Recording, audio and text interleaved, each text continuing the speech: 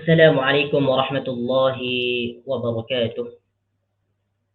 إن الحمد لله نحمده ونستعينه ونستغفره ونعوذ بالله من شرور أنفسنا وسيئات أعمالنا. من يهده الله فلا مضل له ومن يضلله فلا هادي له. أشهد أن لا إله إلا الله وحده لا شريك له وأشهد أن محمدا عبده ورسوله لا نبي بعده. اللهم صل وسلم على نبينا محمد وعلى آل محمد كما صليت على إبراهيم وعلى آل إبراهيم إنك حميد مجيد، وبارك على محمد وعلى آل محمد كما باركت على إبراهيم وعلى آل إبراهيم إنك حميد مجيد. أعوذ بالله من الشيطان الرجيم. يا أيها الناس اتقوا ربكم الذي خلقكم من نفس واحدة وخلق منها زوجها وبث منهما رجالا كثيرا ونساء واتقوا الله الذي تساءلون به والأرحام إن الله كان عليكم رقيبا. يا أيها الذين آمنوا اتقوا الله حق تقاته ولا تموتن إلا وأنتم مسلمون. اللهم لا سهل إلا ما جعلته سهلا وأنت تجعل الحزن إذا شئت سهلا. رب اشرح لي صدري ويسر لي أمري واحلل عقدة من لساني يفقهوا قولي. ربنا لا علم لنا إلا ما علمتنا إنك أنت العليم الحكيم. Ikhwani wa akhwati fillah, azani Allah wa iyyakum. Jamaah Yayasan Taklim yang dimuliakan oleh Allah Subhanahu wa taala, pertama-tama kita bersyukur kepada Allah Subhanahu wa taala dengan mengucapkan kalimat yang sangat agung, yaitu alhamdulillahi rabbil alamin, karena kita di pagi ini diberikan nikmat yang sangat agung, yaitu nikmat sihat dan nikmat masa, sehingga dengan nikmat tersebut kita dapat mempergunakannya dalam hal kebaikan, itu menuntut ilmu agama, mempelajari tentang Al-Quran, mengerti tentang makna ayat demi ayat, kalimat demi kalimat, kemudian kita mengerti tentang apa yang dimaksudkan oleh ayat tersebut. Baik, ikhwani wa akhwati fillah, azani Allah wa iyyakum. Insyaallah taala pada kesempatan kali ini kita akan sambung pelajaran kita, yaitu mengerti Al-Quran, yaitu surah Al-Fajr. Surah Al-Fajr, muka surat yang ke 34 ya. Bagi yang mempunyai buku, silakan buka muka surat 34 surah Al-Fajr, dan insya-Allah taala kita akan membahas tentang ayat yang ke-22.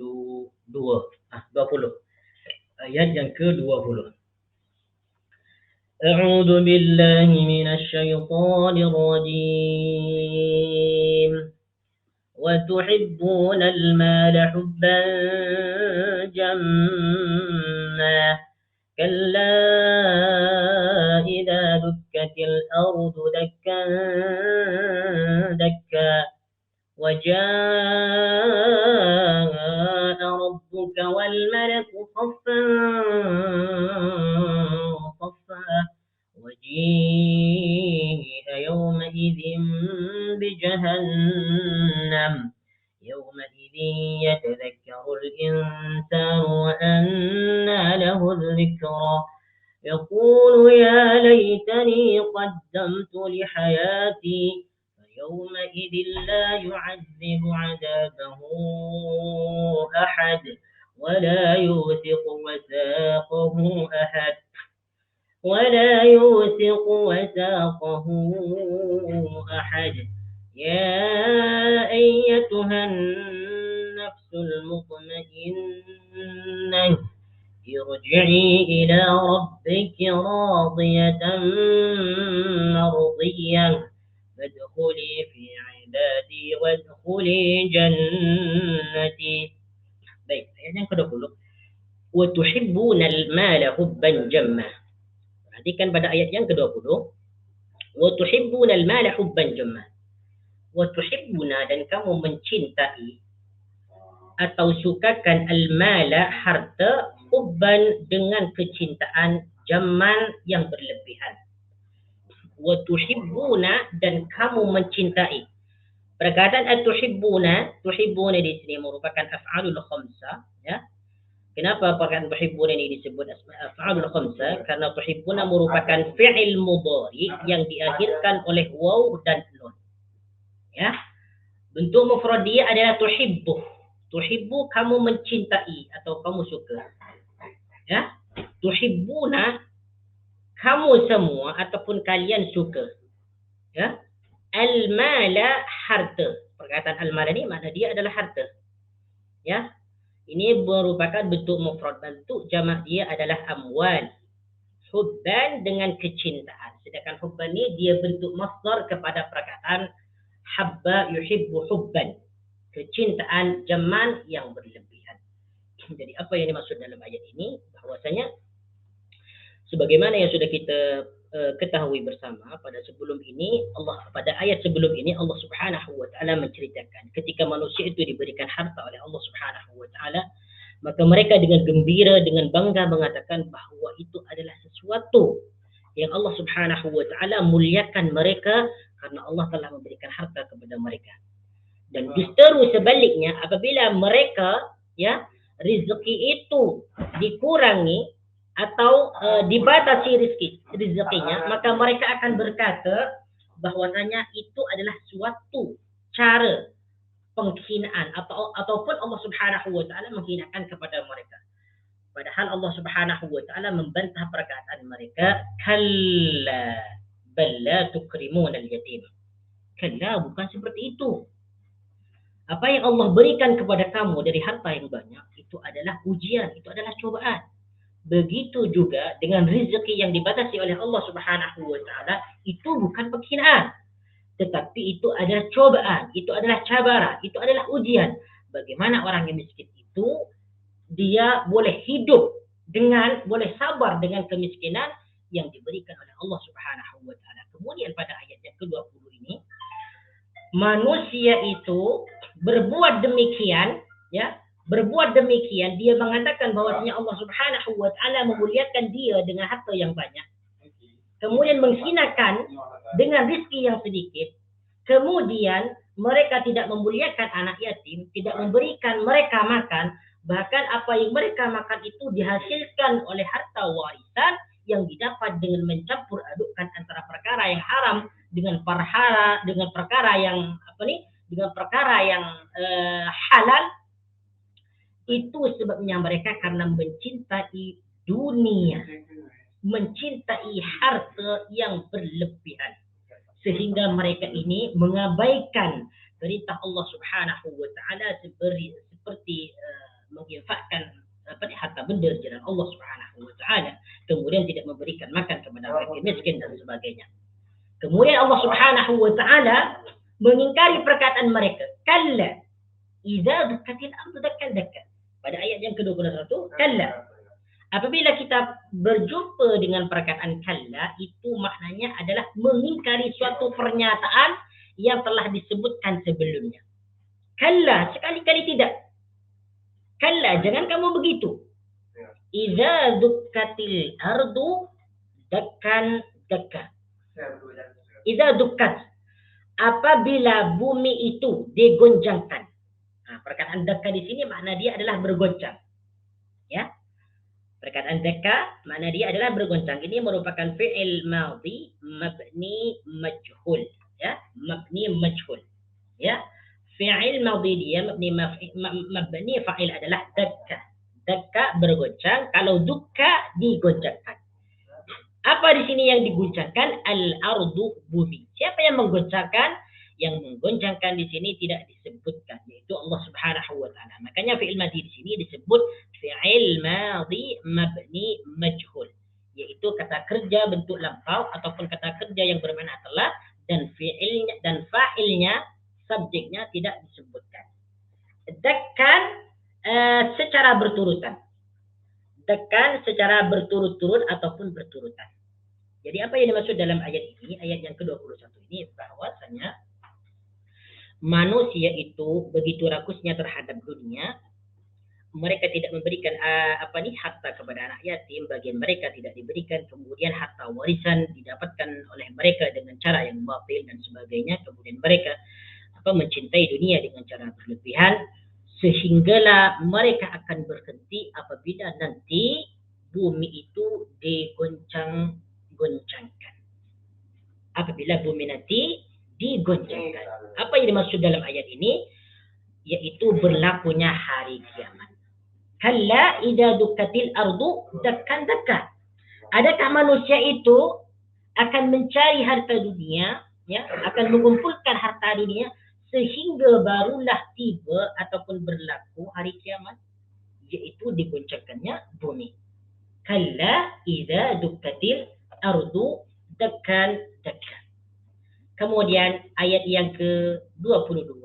Wa jaa rabbuka wal malaku saffan saffan. Wa jaa rabbuka, dan datanglah Tuhanmu, atau dan datang Tuhanmu. Perkataan jaa di sini merupakan fi'il madhi. Fi'il mudhari dia adalah yaji'u. Jaa dia telah datang, yaji'u dia akan datang. Wa jaa dan telah datang. Siapa yang telah datang di sini? Rabbuka, Tuhanmu. Rabbuka, Tuhanmu. Jadi di sini jaa adalah kata fi'il. Setiap fi'il itu pasti mempunyai fa'il. Di mana fi'ilnya jaa? Rabbuka. Di mana perkataan rabbu di sini, ya, dimudhafkan kepada dhamir mukhatab, yaitu huruf kaf. Rabbuka, Tuhanmu. Ya, ini bentuk mufrad. Rabbuka, Tuhanmu. Rabbukuma, Tuhan kamu berdua. Rabbukum, Tuhan kamu orang ramai.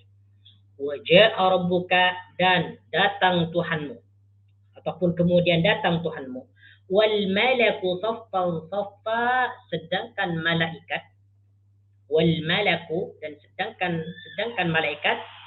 Saffan saffa, dalam keadaan berbaris ataupun berbaris. Wal malaku, dan malaikat. Saffan saffa, dalam keadaan berbaris. Perkataan al malaku di sini makna dia adalah malaikat. Makna dia adalah malaikat. Al malaku, malaikat. Saffani makna dia adalah berbaris. Ini merupakan masdar kepada perkataan saffa. Saffa yasuffu, atau saffa yasuffu, yaitu berbaris atau bersop-sop. Ya. Jadi apa yang dimaksud dalam ayat yang ke-22 ini? Wa jaa rabbuka wal malaku saffan saffa, dan Tuhanmu datang sedangkan para malaikat berbaris. Jadi apa yang dimaksud dalam ayat ini? Mari kita tengok dalam tafsir Ibnu Katsir, ya. Beliau mengatakan dalam tafsirnya, wa jaa rabbuka wal malaku saffan saffa. Kata beliau, yakni li faslil qada'i baina khalqihi. Allah Subhanahu wa taala datang, ya, untuk memberikan keputusan di antara makhluknya. Wa dzalika ba'dama yastashfi'una ilaihi bi sayyidi waladi Adam 'ala al-itlaq Muhammadin sallallahu alaihi wasallam. Ya, bilakah Allah Subhanahu wa taala akan datang menemui makhluknya dan untuk memberikan keputusan kepada mereka, adakah mereka dimasukkan ke dalam neraka ataupun mereka akan dimasukkan ke dalam surga?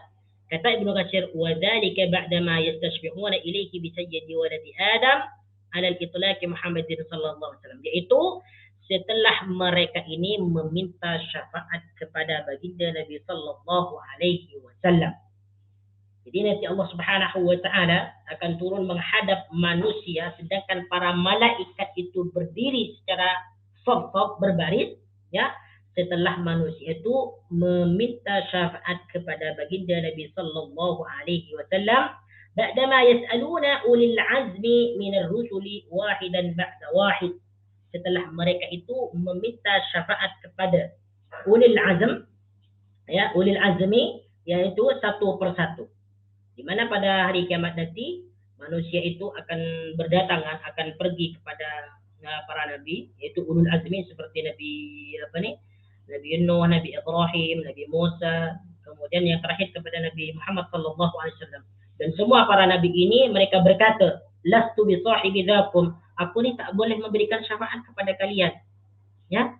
Nabi Ibrahim pun berkata demikian, aku pun ni tak berhak untuk memberikan syafaat kepada kamu. Lalu mereka ni, para manusia ni akhirnya mendatangi baginda Nabi sallallahu alaihi wasallam untuk meminta syafaat kepada beliau. Lalu apa kata beliau? Ana laha. Akulah yang dapat memberikan syafaat itu dengan izin Allah Subhanahu wa taala. Jadi yang dimaksud dalam ayat yang ke-22 ini, wa jaa rabbuka wal malaku saffan saffa, nanti Allah Subhanahu wa taala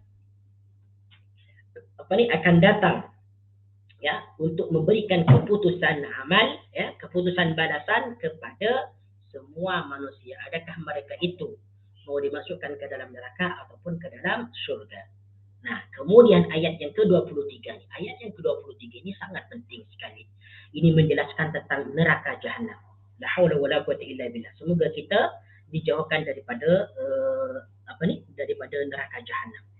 Semoga nanti di yaumil qiyamah kita langsung dimasukkan ke dalam syurga Allah Subhanahu wa taala. Baik. Coba perhatikan ayat yang ke-23 ini. Waji'a yauma idin bi jahannam. Waji'a yauma idin bi jahannam, dan di hari itu, perkataan yauma idin di sini ya, makna dia ada di hari itu. Maksudnya di hari itu ni macam mana? Apa yang dimaksud di hari itu? Yaitu di hari kiamat. Di hari ataupun di waktu Allah Subhanahu wa taala datang dan malaikat berdiri secara bersaf. Waji'a yauma idin bi jahannam, dan ketika itu ataupun di hari itu diperlihatkanlah neraka jahanam ataupun didatangkanlah neraka jahanam. Perkataan ji'a di sini makna asal dia adalah didatangkan. Cuma kalau kita tengoklah ataupun ikut terjemahan, ia diartikan dengan diperlihatkan. Lebih kurangnya sama antara didatangkan ataupun diperlihatkan. Jadi apa nanti yang diperlihatkan, yang didatangkan di hari kiamat di jahannam, yaitu neraka jahannam. La haula wala quwwata illa billahil aliyyil azim. Ini apa maksudnya Allah Subhanahu wa taala? Ya, pada hari kiamat nanti ketika Allah Subhanahu wa taala datang dan para malaikat itu bersaf-saf, ya, maka ketika itu neraka jahanam pun didatangkan kepada mereka, diperlihatkan kepada mereka yang bermaksiat ketika mereka itu hidup di dunia. Nah, mari kita tengok hadis yang menjelaskan tentang api neraka jahanam. Nah, bagaimanakah keadaan neraka jahanam itu? Baik, sebagaimana disebutkan dalam ayat dalam surah Al-Furqan. Dalam surah Al-Furqan ayat yang mari kita tengok surah Al-Furqan ya. Silakan buka yang mempunyai Quran. Al-Furqan ayat yang ke-66. Bagaimana neraka itu? Allah Subhanahu wa taala berkata, ini paling seburuk-buruk-buruknya tempat itu adalah neraka jahanam. Allah Subhanahu wa taala berfirman dalam surah Al-Furqan ayat yang ke-66. Innaha sa'at mustaqarran wa muqama. Innaha, sesungguhnya neraka jahanam. Sa'at mustaqarran wa muqama. Sa'at mustaqarran, seburuk-buruk tempat. Ya, seburuk-buruk tempat. Wa muqama, dan tempat kediaman. Itulah seburuk-buruk tempat dan seburuk-buruk kediaman, yaitu neraka jahanam. Apabila kita di dunia ni, ya, tidak mempunyai rumah gedung, rumah yang mewah ataupun tempat tempat tidur tilam yang yang lembut dan sebagainya, itu bukan sesuatu tempat yang sangat buruk, yang sangat jelek, tak. Tetapi kenyataannya adalah tempat yang paling buruk nanti adalah neraka jahanam. Ini tempatnya siapa? Tentu inilah tempatnya orang-orang yang kafir, yang musyrik, yang mendustakan Allah Subhanahu wa taala, tempat orang-orang munafik dan sebagainya. Ya, innaha sa'at mustaqarra wa muqama. Berkaitan dengan dengan jahannam, neraka jahanam. Inilah dahsyatnya neraka jahanam. Hadis ini diriwayatkan oleh Abdullah, ya, daripada Abdullah Al-Abdillah qala رسول الله صلى الله عليه وسلم يؤتى بجهنم يومئذ لها 70,000 زمام مع كل زمام 70,000 ملك يجرونها. Ini hadis diriwayatkan oleh Muslim, hadis yang ke-2842. Bagi antum yang mempunyai aplikasi hadis, silahkan buka hadis Sahih Muslim, hadis yang ke-2842. Apa maksud dia? Yu'ta bi jahannam yawma idin laha 70,000 zamamin. pada hari kiamat, ya, pada hari kiamat akan didatangkan dengan 70.000 tali. Ya, bayangkan, pada hari kiamat akan didatangkan dengan 70.000 tali, yang di setiap talinya terdapat 70.000 malaikat yang menariknya. La haula wala quwwata illa billah. Apa maksudnya daripada hadis ini? Maksudnya neraka jahanam itu sangatlah dahsyat, ya, sangatlah dahsyat, sangatlah kuat, sangatlah panas, sehingga Allah Subhanahu wa taala ya menjadikan tali, menjadikan 70.000 tali, yang di setiap talinya itu terdapat 70.000 malaikat. 1.000 tali, ya. Ini untuk menarik neraka jahanam, 70.000 tali, ya. Setiap talinya ada 70.000 malaikat. Kalau kita kalikan, ini berapa? La haula wala quwwata illa billah. Na'udzubillahi min dzalik. Baik, sekarang kita ketahui macam mana panasnya api neraka jahanam. Hadis ini dibawakan oleh Abu Hurairah radhiyallahu anhu, dan hadis ini diriwayatkan oleh Imam Bukhari, nomor hadis 3265. An Abi Hurairah radhiyallahu anhu anna Rasulullah sallallahu alaihi wasallam qala, bagaimana panasnya api neraka jahanam berbanding dengan panasnya api yang kita rasakan di dunia ini. Ya. Qala narukum juz'un min 70 juz'an min nari jahannam. Kata baginda Nabi sallallahu alaihi wasallam, narukum, api kamu semua yang ada di bumi ini, ya, yang dia pakai untuk membakar ataupun untuk memasak dan sebagainya, ya, hanya satu bahagian dari 70 bagian panasnya neraka jahanam. Panasnya api, ya, di dunia ini, yang kita ketahui itu adalah hanya satu bagian saja. Hanya satu bagian panas daripada api neraka jahanam.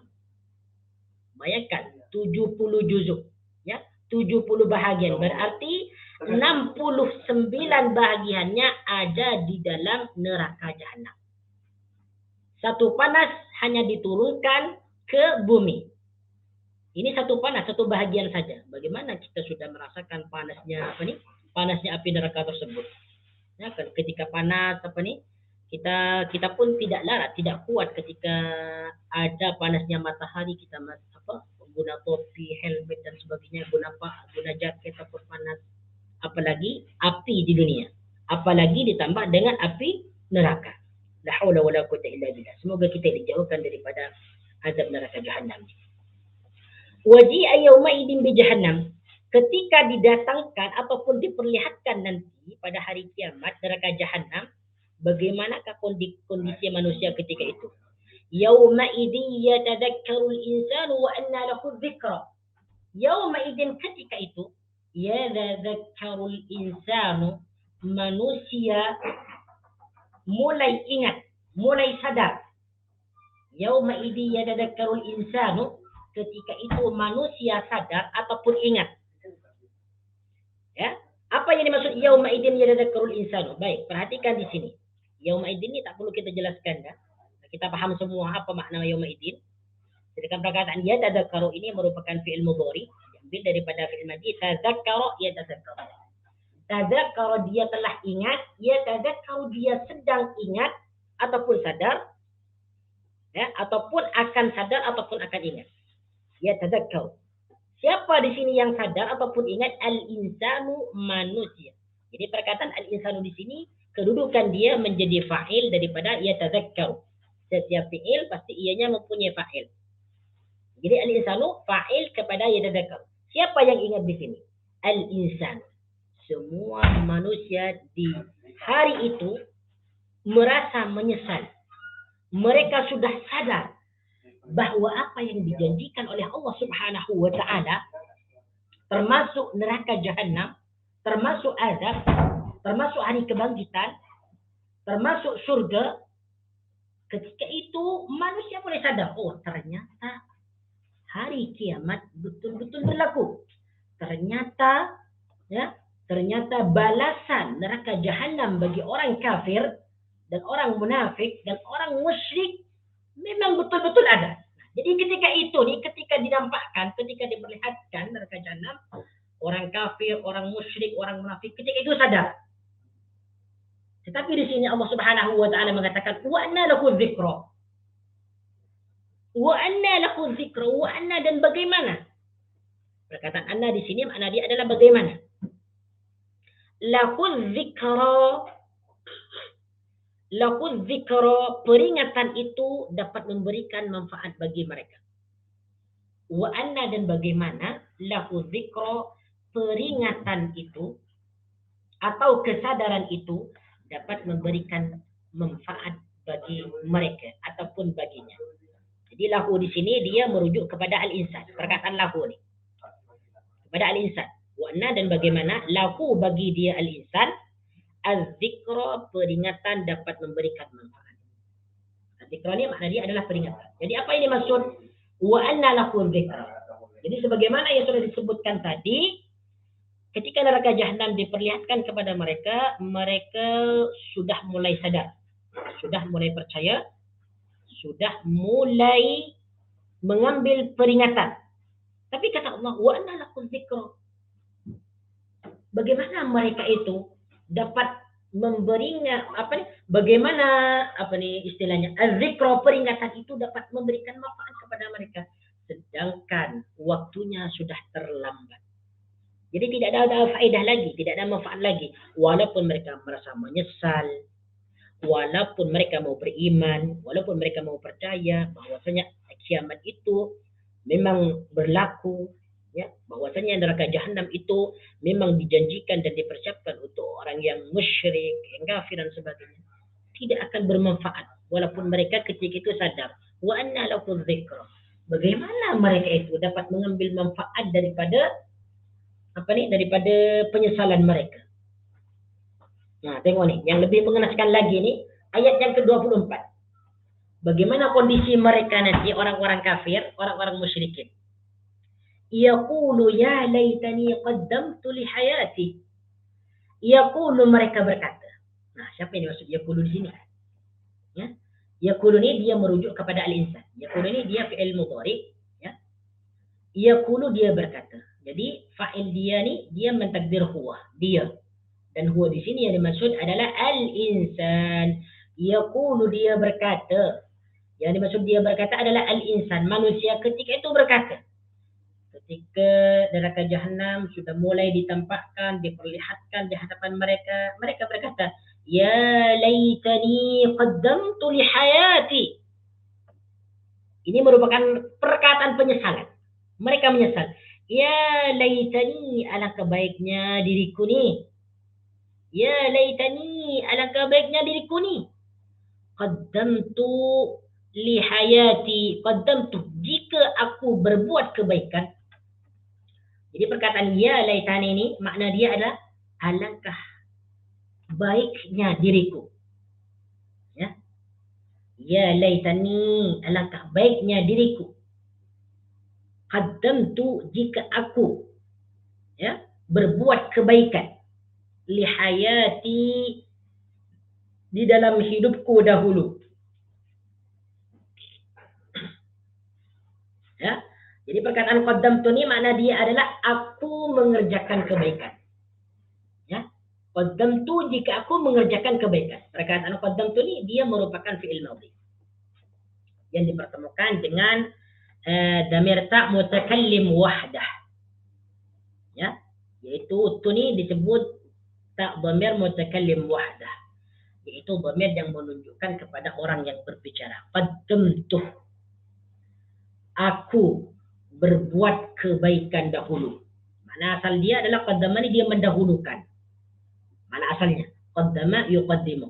Qaddama dia telah mendahulukan, yuqaddimu dia akan mendahulukan. Tetapi apa yang dimaksud qaddamtu di sini?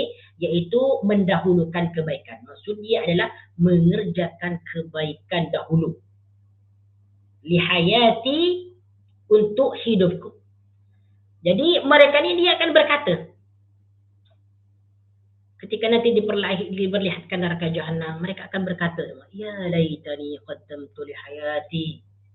Alangkah baiknya jika aku dahulu hidup di dunia tu mengerjakan kebaikan. Karena ketika itu semuanya dinampakkan oleh Allah Subhanahu wa taala. Siapa yang bernasib baik, siapa yang bernasib buruk.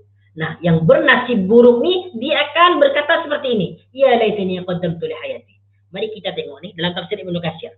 Yakni kata Ibnu Katsir ni, yaqulu ya laitani qaddamtu li hayati. Yakni yandamu ala ma kana salafa minhu min al-ma'asi in kana 'asiyan.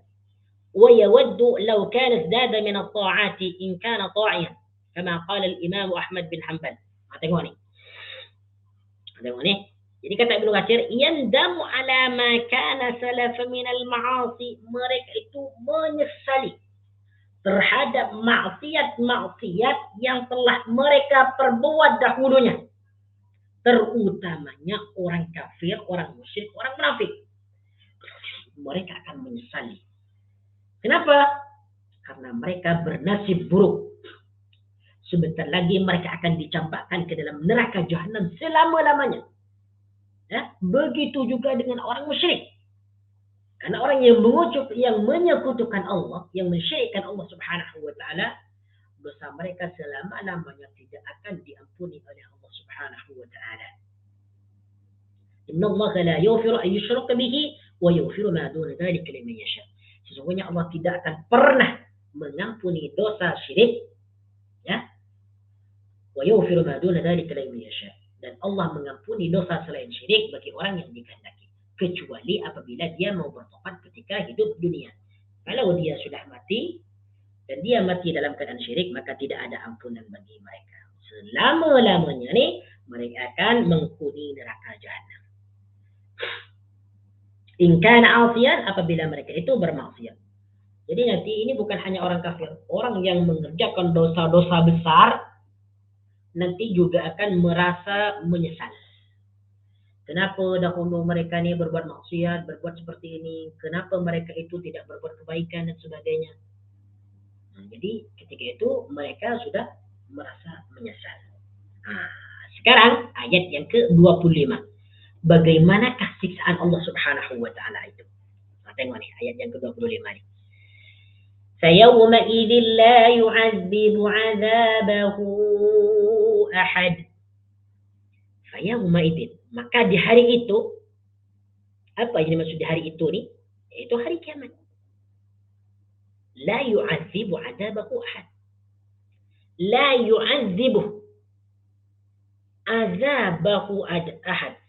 Tidak ada seorang pun yang menyiksa. La yu'adzibu di sini, yu'adzibu merupakan fi'il mudhari. Ya. Fi'il madhi dia adalah azzabah. Azzaba dia telah menyiksa. Yu'adzibu dia akan menyiksa. Kemudian perkataan yu'adzibu ni dia diawali oleh la nafi. La nafi, la yang bermakna tidak.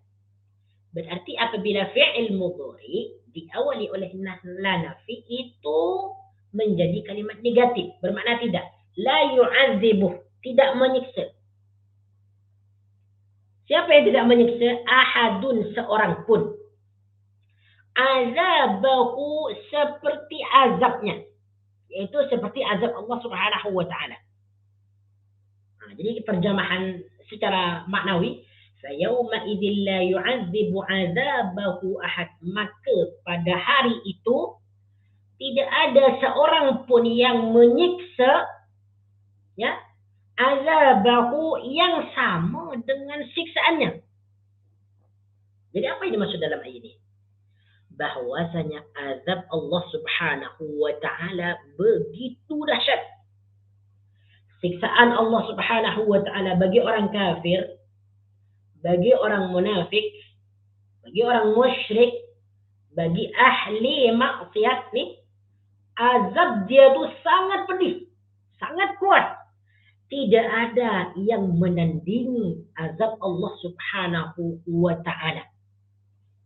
Di dunia betapapun kejamnya seseorang, dia menyiksa, dipukul ke, dibakar ke, ya, kemudian apa nih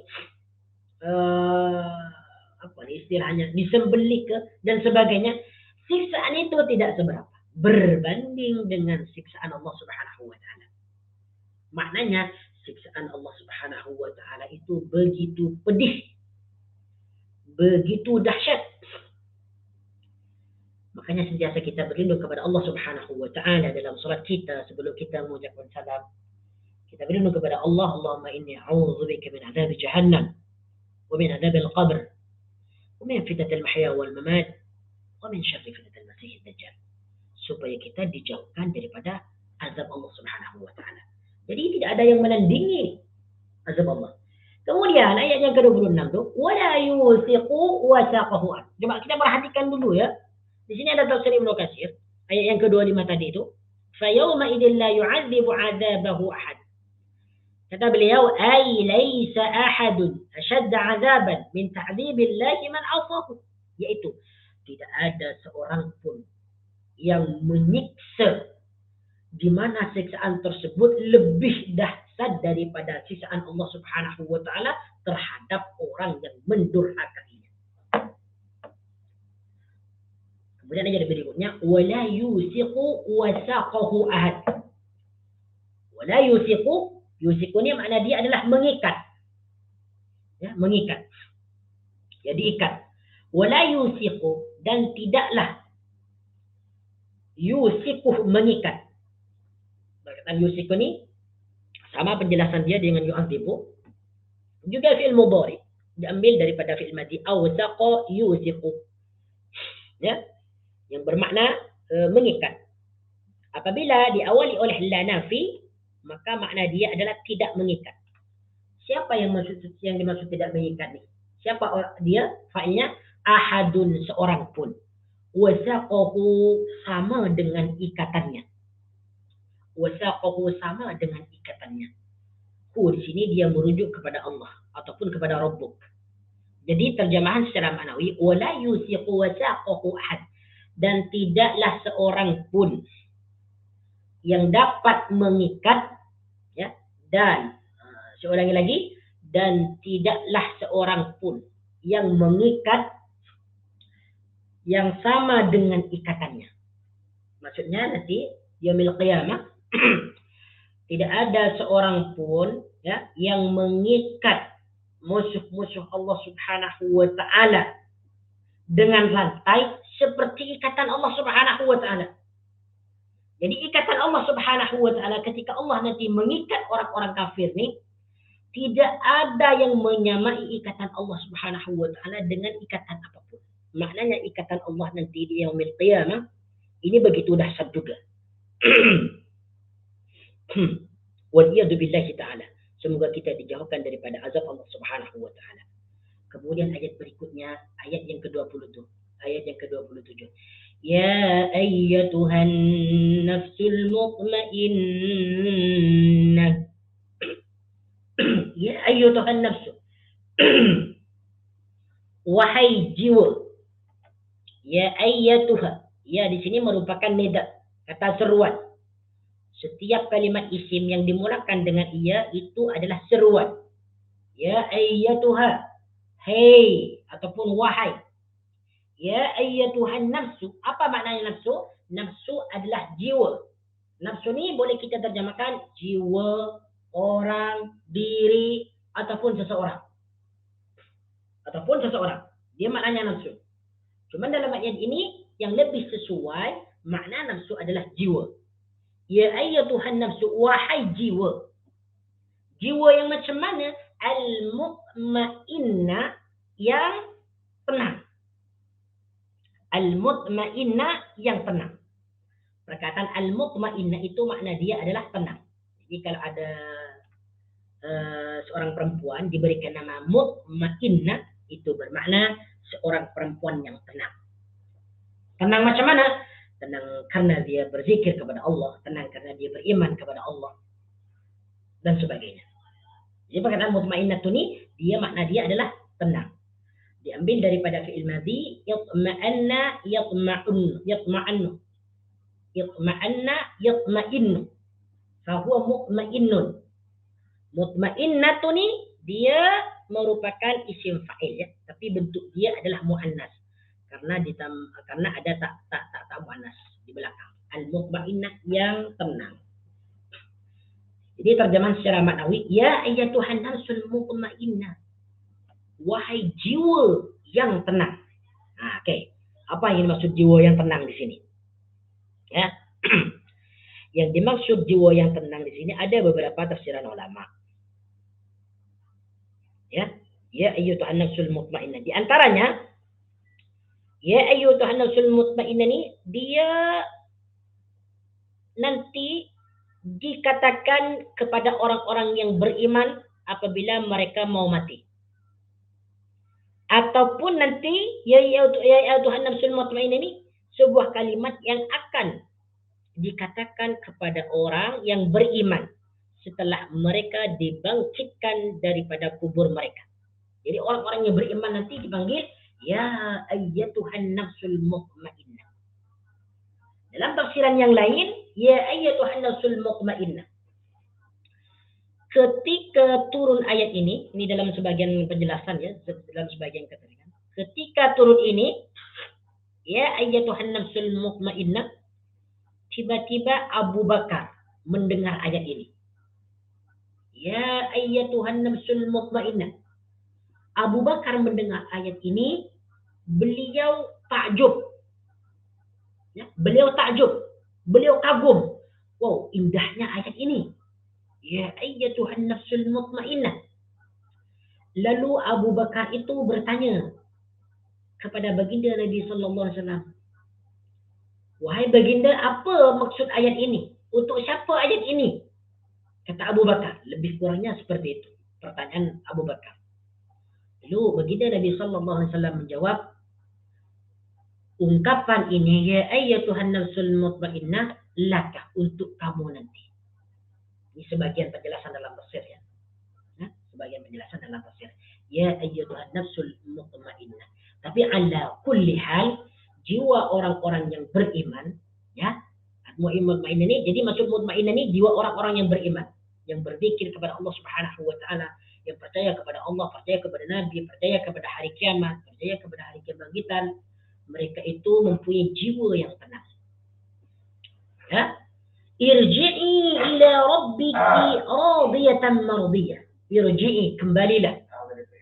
Ila rabbiki, kepada Tuhanmu. Perkataan irji'i ini merupakan kata suruhan. Ya, kata suruhan. Ya, irji'i, kembalilah atau pulanglah. Kembali kepada siapa nih? An-nafsul mutmainnah nih, jiwa yang tenang nih, jiwa yang damai nih, ila rabbika, kepada Tuhanmu. Karena setiap jiwa itu yang menciptakan adalah Allah Subhanahu wa taala dan akan dikembalikan kepada Allah Subhanahu wa taala. Terutamanya jiwa yang tenang. Karena jiwa tersebut telah mengimani bahwasanya Allah Subhanahu wa taala adalah sebagai Tuhan mereka.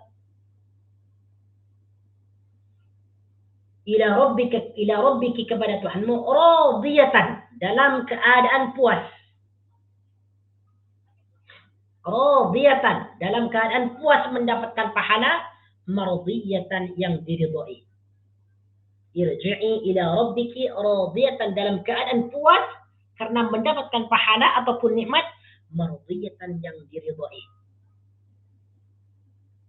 Fadkhuli fi ibadi wadkhuli jannati. Fadkhuli, lalu masuklah, fi ibadi, dalam golongan atau hamba-hambaku yang soleh.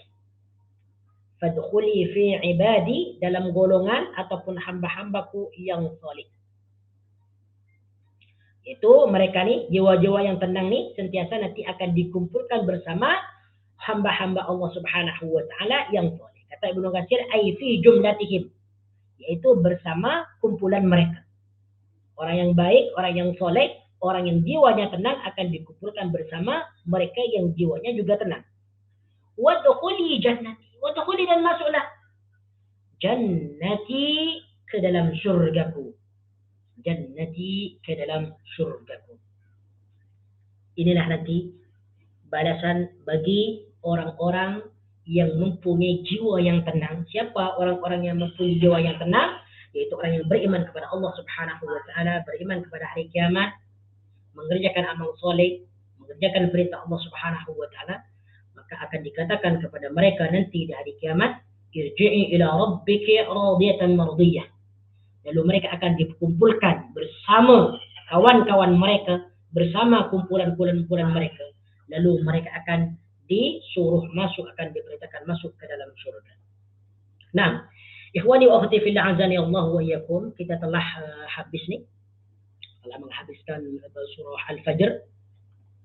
Insyaallah taala kita akan sambung pada surah berikutnya, yaitu surah Al-Balad.